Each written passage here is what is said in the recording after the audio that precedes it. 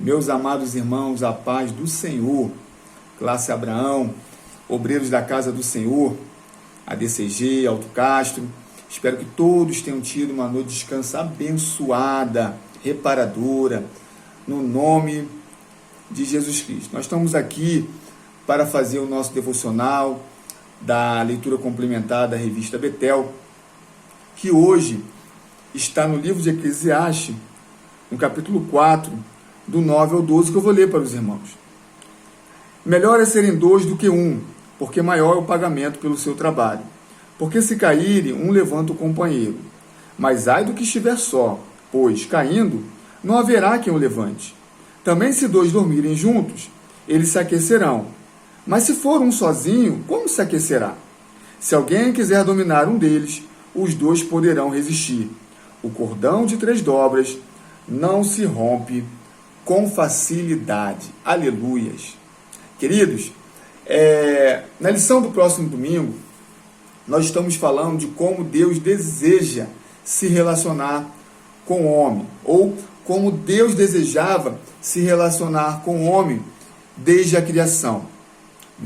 Nós já vimos que Deus fez o homem à sua imagem e semelhança, pondo nele atributos que era próprio seu.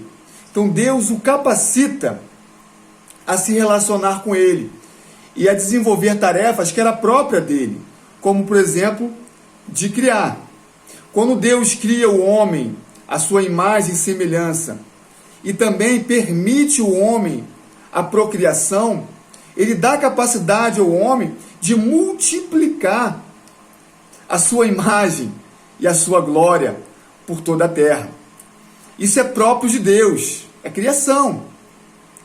E no livro do Gênesis, nós vamos ver que Deus integra o homem à sua obra de criação. A palavra de Deus diz que Deus traz os animais que ele criou e coloca diante de Adão para que ele desse os nomes aos animais. E o nome que Adão dava aos animais era o nome que era atribuído aos animais. Olha que coisa maravilhosa. O homem corrigendo a criação de Deus. O homem cooperando com Deus na criação. Deus dá ao homem a prerrogativa de participar da obra de criação juntamente com ele. Sabe, irmãos, é maravilhoso quando nós vemos que Deus descia ao jardim e andava pelo jardim e procurava por Adão. Sabe o que nós aprendemos aqui? É que embora Deus tome sempre a iniciativa de buscar o homem, ele sempre espera uma coparticipação do homem nesse processo de relacionamento de intimidade. Ei, queridos, uma reflexão que nós precisamos fazer é que Deus sempre espera que nós busquemos ele para um relacionamento mais íntimo. A palavra de Deus diz no livro do profeta Jeremias: clame a mim e responder-te-ei, e anunciar-te-ei coisas grandes e firmes que não sabes. Queridos, independente das experiências que você já tenha vivido com Deus, ou que eu tenha vivido com Deus, Deus tem algo novo para revelar para nós. Deus quer se revelar para nós. Nós temos aprendido nessas lições que Deus se revela ao homem e à humanidade de maneira progressiva. E Ele espera que nós viemos buscar essa revelação para que Ele venha se revelar ainda mais. Querido, Deus tem algo novo para a sua vida. Tá? Leve essa palavra com você no dia de hoje. Deus tem algo novo para você. Deus quer se revelar para você. E Ele toma a iniciativa e espera que você também o busque. Interessante que Deus se relacionava com o homem. O homem já cooperava com Deus na sua criação. No capítulo 1 e 2 de Gênesis, Deus, olhando para a sua criação, ele menciona 7 vezes a expressão "e viu que era bom", ou que era muito bom. né, quando criou o homem. Mas ele cita uma vez que não era bom. E é justamente o fato de ele olhar para o homem e ver que o homem estava só. Então perceba, Deus dá ao homem uma varoa, uma adjuntora, porque ao olhar o homem sozinho, ele achou que não estava bom, ou seja, a sua obra ainda não estava completa. E quando nós olhamos para o texto que nós lemos em Eclesiastes, nós vemos o seguinte: melhor é serem dois do que um. Aleluia, louvado seja o nome do Senhor. Então em Gênesis Deus diz que não era bom. Em Eclesiastes a palavra de Deus diz: melhor é serem dois do que um. Então Deus tira do lado do homem a sua disjuntora, obviamente, para que a sua disjuntora estivesse ao seu lado. Louvado seja o nome do Senhor. Então, uma outra reflexão que nós precisamos fazer, irmãos. Deus nos fez para nos relacionar, para que nós pudéssemos nos relacionar com Ele, mas também para que nós nos relacionar com o nosso próximo. Então é melhor que a igreja esteja em comunhão. É melhor que o homem viva de maneira saudável com seu irmão. Ei, querido, é momento de nós fazermos uma reflexão. Como você tem se relacionado com a sua esposa? Como você tem se relacionado com os seus filhos? Né? Assim como nós temos as nossas necessidades, os nossos anseios, os nossos objetivos, a nossa esposa e os nossos filhos também têm as suas necessidades, os seus objetivos que precisam ser observados por nós. Deus nos fez para que juntos fôssemos corregentes na sua obra. Então fique com essa palavra, que nós possamos desfrutar do melhor de Deus para a nossa vida, nos relacionando com Ele e com o nosso próximo. Na palavra de ensino desta terça-feira, o pastor ensinou do relacionamento vertical e horizontal. Deus quer se relacionar verticalmente conosco, mas também quer que nós nos relacionemos horizontalmente. Queridos, eu peço permissão aos irmãos, desde que nós começamos a fazer esse devocional, eu estou com essa imagem na cabeça e eu trouxe ela hoje aqui para nós trabalharmos nela. Então, eu tentei correr um pouco nesse vídeo, porque eu queria trabalhar um pouco com essa imagem com os irmãos. Eu vou colocar aqui, eu acho que vai dar para os irmãos verem. É uma imagem muito conhecida.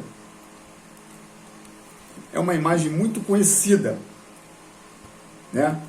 E nós iremos trabalhar essa imagem com os irmãos. Essa é uma imagem, é uma pintura de Michelangelo, né? É uma pintura feita no teto da igreja, né, da Capela Sistina, que fica em Roma, na Itália. Deixa eu tentar melhorar aqui.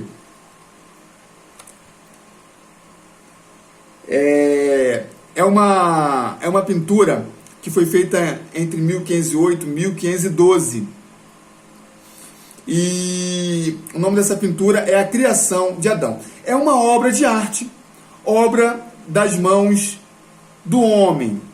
Então aqui o homem tenta imprimir em tela, imprimir por tintas, né, uma representação daquilo que está na sua mente e daquilo que está no seu coração. Mas tem alguns elementos interessantes que eu gostaria de trabalhar com os irmãos, né? Aqui, essa postura de Adão, os troncos dobrados, né? Você vê Adão com o seu braço esquerdo semiflexionado, com o seu dedo indicador decaído, né? O tronco dobrado, o semblante abatido. Essa expressão de Adão é a expressão dele ainda antes de receber vida. Então o artista aqui, ele tenta representar o momento em que Adão estava sendo criado. Então, o que pese ele está com o tronco dobrado, ele ainda não tinha sido trazido à existência. Do outro lado, nós vemos a figura de Deus. É a figura de um ancião, mas se nós formos observar o seu corpo, é de um homem jovem, forte, né? Impetuoso. E ao contrário da figura de Adão, ele está com o seu braço mais estendido e com o seu dedo indicador ereto. Aqui não vai dar para observar, mas eu vou colocar essa imagem no nosso grupo. Entre o dedo indicador de Deus e o dedo indicador de Adão, aqui há um espaço. Eles não estão se encostando. Essa região da pintura não tem nenhum elemento para que não houvesse nenhum ponto de distração do fato dessa separação. Porque o artista Michelangelo queria chamar a atenção para o fato de que Deus estava trazendo a vida a Adão. Então, ao tocar no indicador de Adão, ele daria vida, traria Adão à existência, né? E o que é fantástico para a nossa reflexão e para a nossa lição? Percebam que essas imagens são simétricas. Então, o ponto de encontro dos indicadores é um ponto central. É como se fosse a ponta do compasso, né? Ao passo que as extremidades da pintura, que são os pés de Deus e de Adão, eles estão mais afastados. Então faz a figura de um compasso, um ponto convergente e 2 pontos divergentes, né? E ela funciona como um espelho. Perceba que o braço de Deus que está estendido é o seu braço esquerdo.